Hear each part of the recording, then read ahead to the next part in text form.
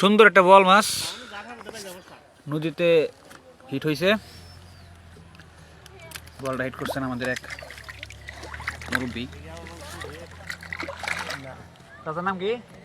আপনার নাম কি? ফরিদ চাচা। আসছি আমরা টাঙ্গাইল নদীতে লাড্ডু খেলার জন্য। মাছের বাড়িটারি ছিল ভালোই, কিন্তু মাছ টুপ নাই।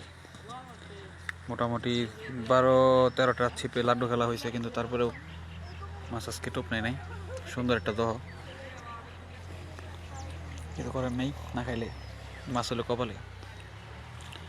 রবল ভাই কি বলে, মাছ তো কপালে। তাই তো অবশ্য, না খাইলে কিচ্ছু করার নাই। না খাইলে কিচ্ছু করার নেই। চাচা এই ঝিনুক দেওয়া হইতেছে, ঝিনুকে খাইছে বল মাছ।